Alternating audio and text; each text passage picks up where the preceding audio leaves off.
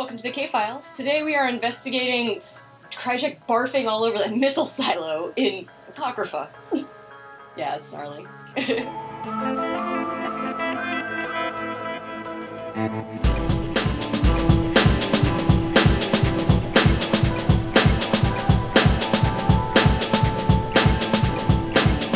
Welcome back to the lush basement office. I'm your host, Katie.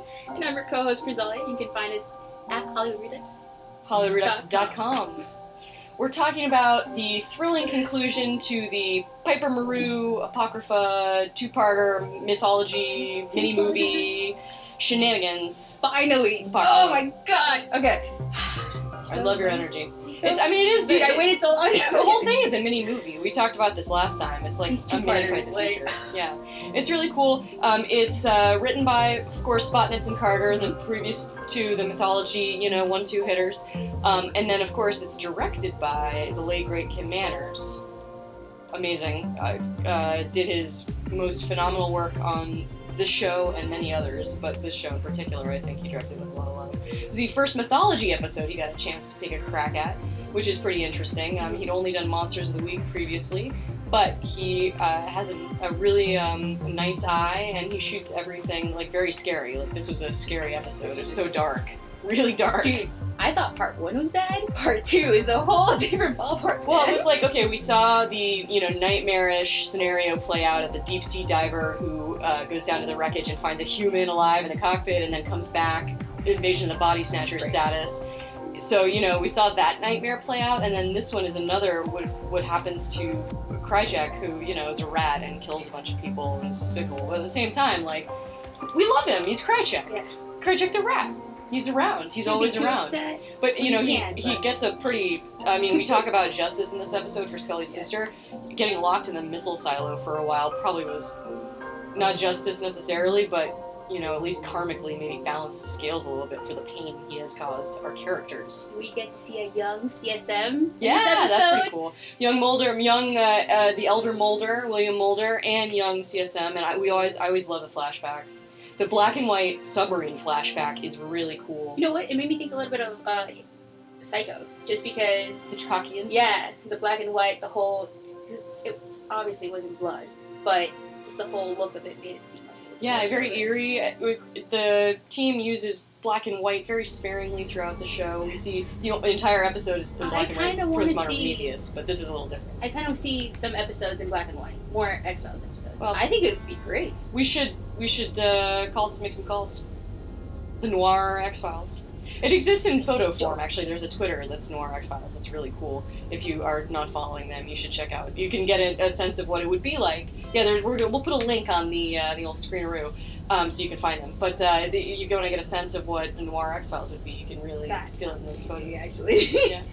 But this episode is, as I was saying, very creepy, eerie, very dark. Mm-hmm. The team very goes dark. all over the place. We have so many... It's always planes, trains, and automobiles. It's always, different means of transportation in these episodes. In Nissan and 731, we were dealing with trains. Now we're talking submarine is the thing we're talking about. It's a whole slew of vehicles. The sub is sent down to retrieve, they think, an A-bomb from a Mustang, from a downed fighter. There's also a UFO in play. So many aircraft, so many seacraft. So many concealed, tight places, right? Confined spaces, which Kim Manners, of course, directs very... Which makes the episode with a lot of paranoia and a lot of claustrophobia. Yeah. You really feel the spaces. Very uncomfortable to watch sometimes. Angles looking up so that the characters feel a little weird, weird angles on their faces. That things are askew. Nature has been set, out of balance by the events, by what they are dredging up from the depths of the ocean. Probably worst case scenario for deep sea diving. We get to find out the Skin Man makes it. Of course. Well, the Skin Man, which was my worry. Always pulls through. Man. He gets beat to hell throughout the series, but he always makes it. He's a champ. You never know. You never know with the X-Files. You get the feeling that whatever he faced in Vietnam just made it so that no matter what, he was going to be nonplussed. Although he does get very emotional toward the end of the show when Mulder is abducted and then returned, and he's been a surrogate kind of, parent to Scully's baby in utero. Like I said before, the Skin Man's the older brother. He's firm with them when he has to be, but he's also like looking out for them and has their back. Totally. So like they're musketeers, kind of. Yeah, and his life is saved by Scully. So we get another Scully bedside. She was both taking Mulder and Skin no Man. crap Lots from of no Scully one. bedside. That's an awesome flavor of Scully. Is are concerned for her male counterparts. Because we talked about it last time, where she has that like motherly. Role. Well, she cares for these people. These are her partners as well, So, as a Viking, as a warrior yeah. mother, as one who protects the truth. These people are part of that journey that she's on with Mulder. Yeah. So Skin Man, of course, pulls through, and Scully saves his life. We get to see more. Scully gets to run. That's where we saw Mulder doing lots of acrobatics last time around. Well, now we Scully always gets see to Mulder do move acrobatics, finally. man. It's like every episode, Mulder is running, fucking lightning speed. Forever like a cheetah. Yeah, seriously. I know, but Scully has other attributes. Like we know on the show, through the course of the show, she is a sniper shot. She is like a dead shot. She always hits her target. Like earlier in the third season, in The Blessing Way, that series of episodes that basically kicked off the third season of mythology. She shoots Mulder like just left of his heart. She misses his heart on purpose. She shoots him right through the meat of his shoulder. Dead eye. That's what I'm saying. So she has all these others. It's that Blessing Way, the mythology, few episodes that are strung together. It kicks off the third season mythology. It's the beginning of where we are now. We saw that play out, and then we saw Paperclip, that combo, and then most recently Nisei in 731. This is the answer to all of that, and it introduces the Black Oil, this two-parter. Dude, the Black Oil is still the most gnarly thing I've seen on the X-Files. It's frightening. So freaking and cool. it carries out fulfills the destiny of the digital tape from The Blessing Way, from those episodes. We see that play out. Krychek's been selling secrets to the French whole drama behind that.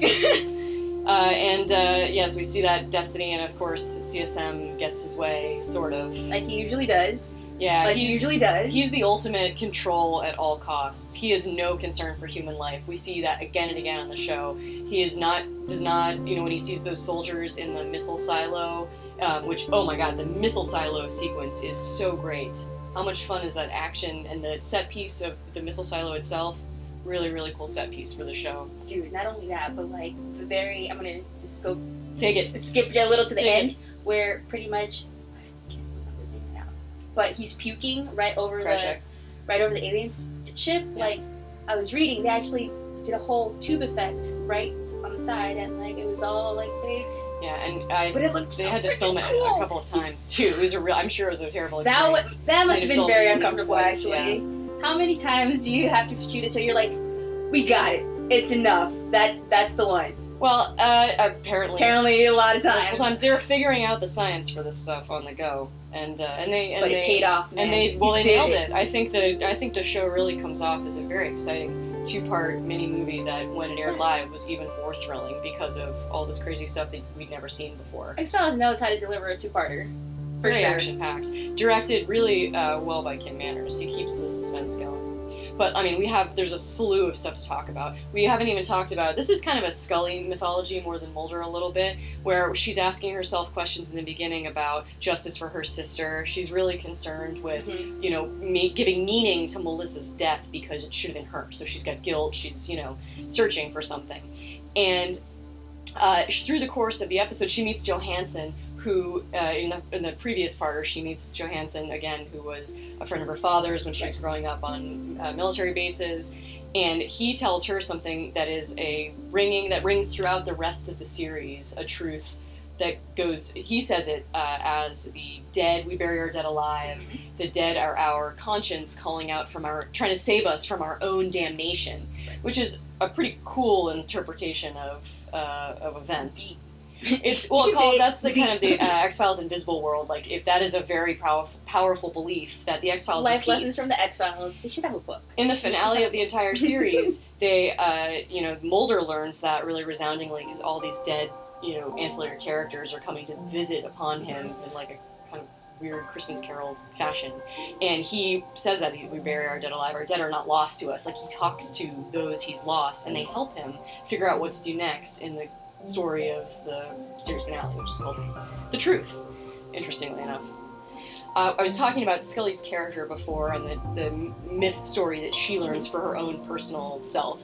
And she was asking questions about giving meaning to Melissa's death. And through the course of the story, she understands that she, in her work, in pursuing the truth, she must continue on. Like, that's how you give Melissa's death meaning, is by not backing down, like Skinner did. You know, when in the first part of this two-parter, Scully told Skinner, you know, that the facts, which were this death is being covered up, her sister's death is being covered up. She knew, you can't.